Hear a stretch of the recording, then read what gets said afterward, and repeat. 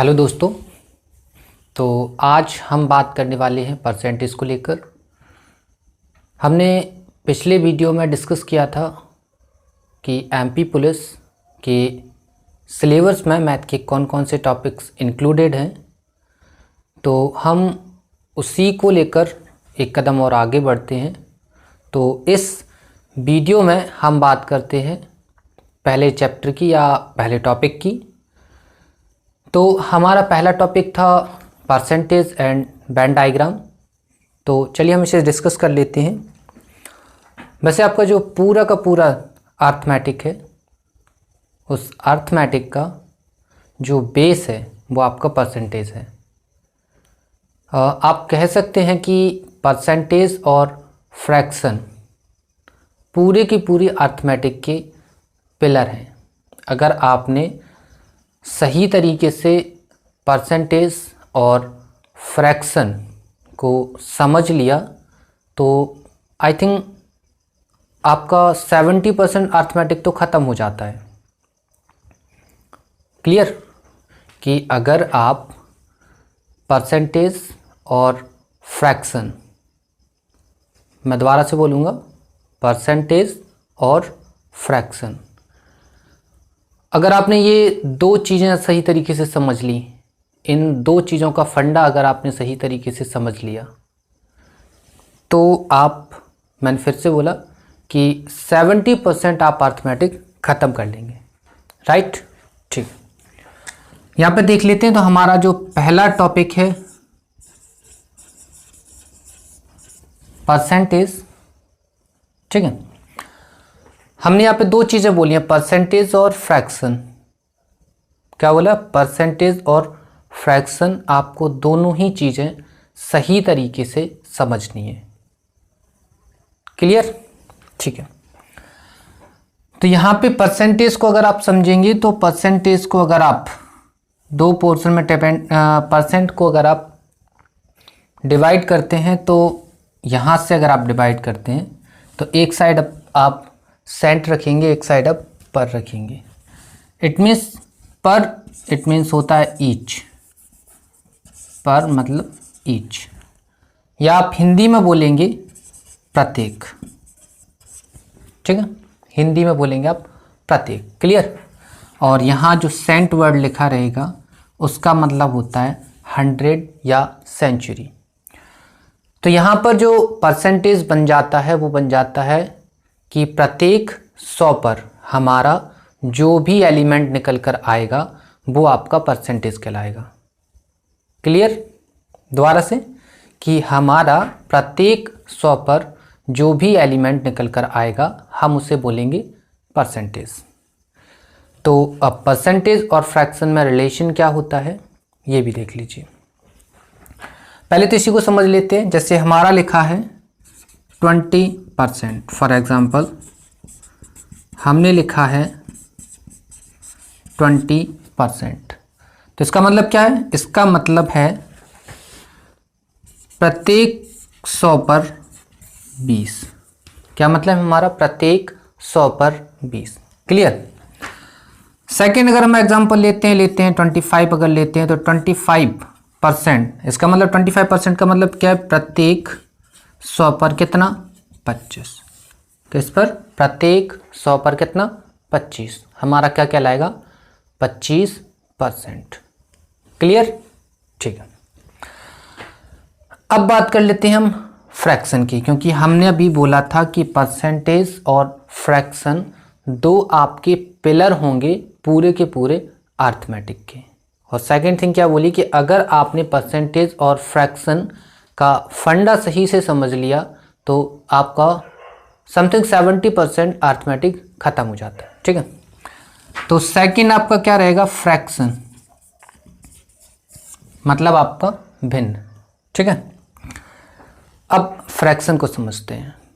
Fraction को कुछ नहीं आपको समझना है, सिंपल सी लैंग्वेज, कि जिस भी चीज़ को आप x/y की फॉर्म में लिख पाएँ वो आपका फ्रैक्शन होगा। क्लियर? यहाँ पर हम कोई भी आपको गाइडलाइन नहीं बताएंगे कि ये रेशनल नंबर, इरेशनल नंबर, ये सारी चीज़ें हम नंबर सिस्टम में देखेंगे। ठीक है। यहाँ पर सिर्फ आपको परसेंटेज और फ्रैक्शन के छोटे छोटे मीन समझना है। तो हमारा परसेंटेज क्या होगा, प्रत्येक 100 पर जो भी एलिमेंट होगा वो फ्रैक्शन होगा, सॉरी प्रत्येक 100 पर जो भी एलिमेंट होगा वो हमारा परसेंटेज होगा, और जिस भी एलिमेंट को हम x/y के फॉर्म में लिख पाएँ वो हमारा फ्रैक्शन होगा। क्लियर? तो आगे बढ़ते हैं। अब आती है बात कि अगर कोई नंबर फ्रैक्शन में लिखा है तो आपको उसे परसेंटेज में कन्वर्ट करना आना चाहिए, और अगर कोई नंबर परसेंटेज में लिखा है तो उसे आप फ्रैक्शन में कन्वर्ट करना आना चाहिए। क्लियर? दोनों ही कंडीशन बनेगी कि अगर कोई नंबर लिखा है, अगर कोई परसेंटेज लिखा है तो फ्रैक्शन में चेंज करना आना चाहिए, और अगर फ्रैक्शन लिखा है तो परसेंटेज में चेंज करना आना चाहिए। ठीक है, तो यहाँ पे देखते हैं। तो आपको क्या देखना है कि अगर आपको चेंज करना है फ्रैक्शन में, आपको चेंज करना है परसेंट टू फ्रैक्शन। ठीक है, अगर आपका परसेंट दे रखा है, अगर आपका परसेंट दे रखा है और आप फ्रैक्शन में जाते हैं तो आपको मल्टीप्लाई करना होगा 1/100 का। अगर आपका कोई नंबर दे रखा है परसेंट में और चेंज करना है आपको फ्रैक्शन में तो मल्टीप्लाई करेंगे आप 1/100 का। और अगर आपके पास कोई फ्रैक्शन लिखा है, अगर आपके पास कोई फ्रैक्शन लिखा है और उसे आप चेंज करना चाहते हैं किस में, परसेंटेज में, तो मल्टीप्लाई करेंगे आप 100 का। क्लियर? ठीक है। सपोज जैसे लिखा है, हम यहाँ पे इसका एग्जांपल लेते हैं, यहाँ लिख लेते हैं हम एग्जांपल लेते हैं कि अगर लिखा है हमारा 20% लिखा है, इट मीन्स 20/100, तो ये हमारा क्या है, परसेंट, और ये पोर्शन हमारा क्या है, फ्रैक्शन। क्लियर?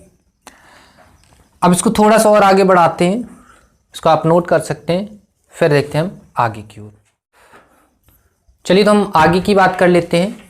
तो अब हम देखते हैं कि कोई भी अगर नंबर लिखा है तो वो हमेशा परसेंट में 100 होगा। अगर आपका कोई भी नंबर लिखा है परसेंट में 100 होगा, और फ्रैक्शन में हमेशा आपका जो नंबर होगा वो 1 होगा। फ्रैक्शन में अगर कोई भी नंबर है तो वो कंप्लीट नंबर 1 होगा, और परसेंट में अगर कोई नंबर है तो वो कंप्लीट अपने आप में 100 होगा। क्लियर? हर चीज़ आपकी परसेंट में 100% होगी, और फ्रैक्शन में हर चीज़ आपकी 1 यूनिट होगी या 1 होगी। क्लियर? ठीक है। तो इस हिसाब से आपको एक टेबल आपको याद करनी होगी जो काफ़ी हेल्पफुल होगी आपकी पूरी की पूरी अर्थमेटिक के अंदर। ठीक है, तो चलिए लिख लेते हैं। तो यहाँ पे हमने देखा कि 1 जो होगा वो किसके इक्वल होगा, 100% के इक्वल होगा। 1 कितना होगा, 100% के इक्वल होगा। तो 1/2 किसके इक्वल होगा, 50%। 1/3 किसके इक्वल होगा, 33 सही 1/3% या 33.33%। 1/4 कितना होगा, 25%। 1/5 कितना होगा, 20%। 1/6 कितना होगा, 16:2/3% या 16.66%। 1/7 कितना होगा, 14:2/7% या आप बोल सकते हैं 14.28%। आगे देखते हैं 1/8 कितना होगा, 12:1/2% या 12.5%। 1/9 कितना होगा, 11:1/9% या 11.11%। 1/10 कितना होगा, 10%।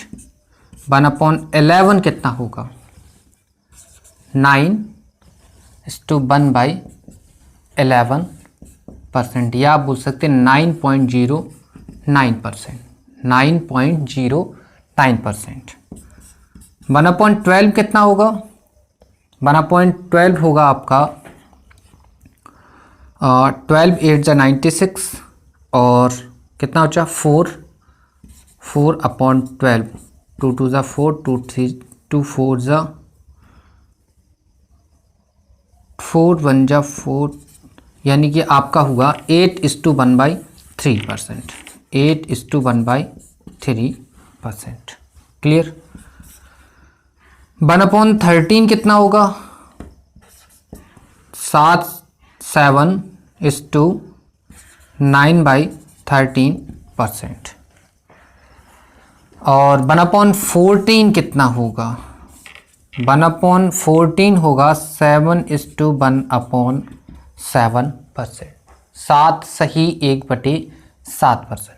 क्लियर? थोड़ा सा और आगे चलते हैं। तो 1/15 कितना होगा? 6 सही 2/3%, 6 सही 2/3%। 1/16, 1/16 को आप परसेंट में क्या लिखेंगे? 4, 6 से 1/4, या लिखेंगे आप 6.25%। 1/17 को आप लिखेंगे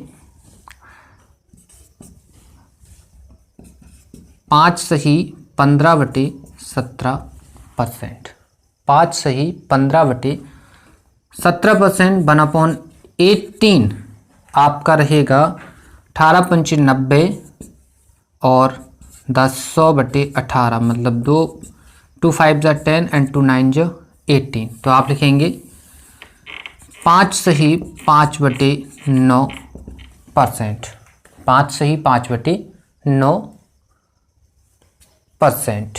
क्लियर? 1/19 लिखेंगे आप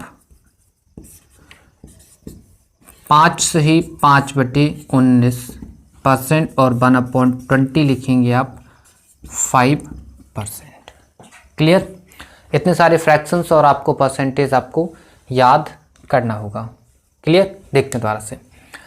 अभी बताया कि परसेंट में हर चीज़ अपने आप में 100 होगी और फ्रैक्शन में हर चीज़ अपनी कितनी होगी? 1 होगी। क्लियर? अभी परसेंट क्या था और फ्रैक्शन क्या था वो हम समझ ही चुके हैं। हम इसके आगे की बातें प्रोसीड कर रहे हैं। तो हमने देखा कि 1 इसका जो आपका 100% है, तो 1/2 आपका 50% होगा। 1/3 आपका 13:1/3% या 33.33% होगा। ठीक है। 1/4 आपका 25% होगा। 1/5 आपका 20% होगा। 1/6 आपका 16 सही 2/3% या 16.66% होगा। 1/7 इक्वल टू 14:2/7 होगा, 2/7% होगा या 14.28% होगा। सिमिलर 1/8 आपका रहेगा 12:1/2% या 12.5%।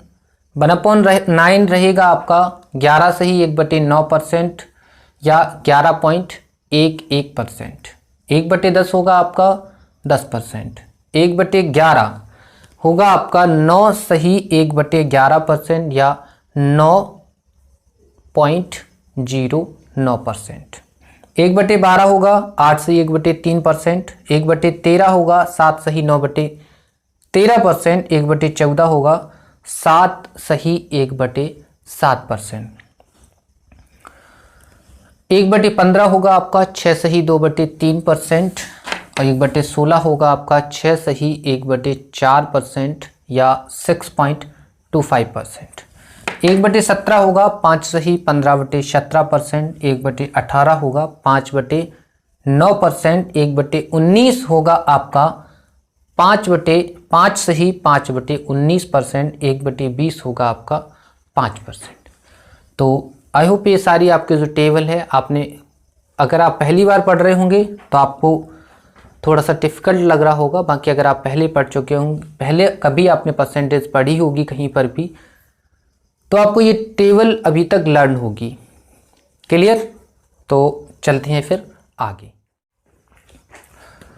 तो आपने टेबल लिख ली होगी, तो अब आगे आपको क्या करना है वो देखते हैं। ठीक है, तो आपको कोशिश करना है कि टेबल जो लिखी है उसके मल्टीपल्स आप आगे कर पाएँ। ठीक है, तो वो आपको हेल्प करेंगे। ठीक है, वो कैसे हेल्प करेंगे वो भी हम देखेंगे। पहले आपको ये देखते हैं कि आपको कैसे मल्टीपल्स बनाना है।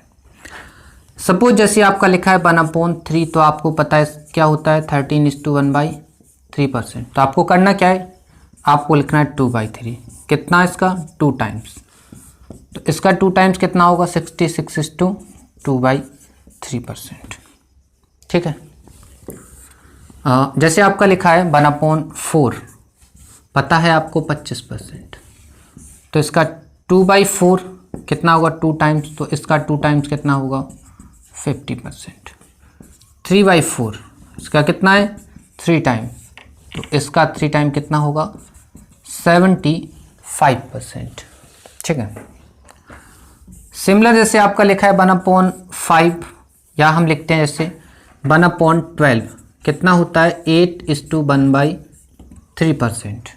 8:1/3%,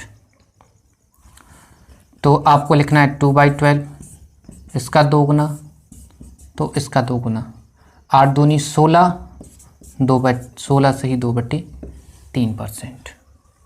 ठीक है, तो 2 1 जा 2, 2 6 जा 12, इट मीन्स 1/6 इक्वल टू हो गया आपका 16 से ही 2/3%। 3/12, तो इसका भी आपको 3/12 कर देना है। 8 3 24, 3:3, 3 एकम 3, तो ये कितना हो गया आपका 25%। क्लियर? ऐसे आपको मल्टीपल्स, एक दो और मल्टीपल्स देख लेते हैं। जैसे आप लिखते हैं 1/8, कितना लिखते हैं 12:1/2%, तो 2/8 कितना लिखेंगे आप 25%, इसका 2 गुना। आप 3/8, इसका 3/8 कितना लिखेंगे 37.5%, या 37 सही 1/2%, ऐसे आप लिखेंगे। क्लियर है? ये आपको अगर आप मल्टीपल्स याद करते हैं तो काफ़ी आपको हेल्पफुल करेंगे। बाकी हम एक इसको स्प्लिट करने वाला मेथड भी देखेंगे कि अगर आपके परसेंटेज कोई बड़ी परसेंटेज लिखी है तो उसको स्प्लिट करके कैसे इसको फ्रैक्शन में चेंज करेंगे। क्लियर? तो और आगे की चीज़ें जो हैं वो हम आगे वाली वीडियो में देखते हैं, क्योंकि इस वीडियो में अगर ज़्यादा डिस्कशन करेंगे तो हमारा वीडियो ज़्यादा बड़ा हो जाएगा। ठीक है, तो हमें ज़्यादा वीडियो को बड़ा नहीं करना है, कोशिश करना है कि हमारा वीडियो 20 से 25 मिनट के अंदर ही ख़त्म हो जाए। ठीक है, तो ये मल्टीपल्स आज के इस वीडियो में हमारा क्या था कि हमने जाना था कि परसेंटेज क्या होता है, हमने देखा था कि आपका फ्रैक्शन क्या होता है। ठीक है, फिर इसके बाद हमने देखा कि अगर कोई परसेंटेज लिखा है तो उसको फ्रैक्शन में चेंज करते हैं तो क्या करते हैं 1/100 का मल्टीप्लाई करते हैं, और अगर फ्रैक्शन लिखा है और उसे परसेंटेज में बदलते हैं तो क्या करते हैं हम मल्टीप्लाई बाय 100 करते हैं। क्लियर? फिर इसके बाद हमने यहाँ पे एक टेबल बनाई थी, क्योंकि टेबल काफ़ी हेल्पफुल होगी आपकी परसेंटेज को पढ़ने में। ठीक है, तो परसेंटेज में हमने वो देखा, आपकी टेबल बनाई थी। टेबल बनाने के बाद, टेबल बनाने से पहले हमने एक और चीज़ देखी थी कि परसेंट में हर चीज़ अपने आप में 100 होगी और फ्रैक्शन में हर चीज़ अपने आप में 1 होगी। और हमने क्या देखा था इस वीडियो में, हमने बोला है कि आपको जो टेबल बनी है उसके समथिंग 3 या 4 मल्टीपल आपको लगा लेना है। ठीक है, आपको प्रैक्टिस करना है, याद करने की खास ज़रूरत नहीं पड़ेगी, बाकी आप सवाल जब लगाएंगे तो आपको अपने आप याद होना शुरू हो जाएगा। ठीक है, फिर भी आपको कोशिश करना है कि आपकी नोटबुक पे आपको 3 से 4 मल्टीपल्स आपको डेली याद करते रहना है, लगाते रहना है, प्रैक्टिस करते रहना है हर परसेंटेज और फ्रैक्शन की। ठीक है, क्लियर? तो फिर मिलते हैं आपसे नेक्स्ट वीडियो में।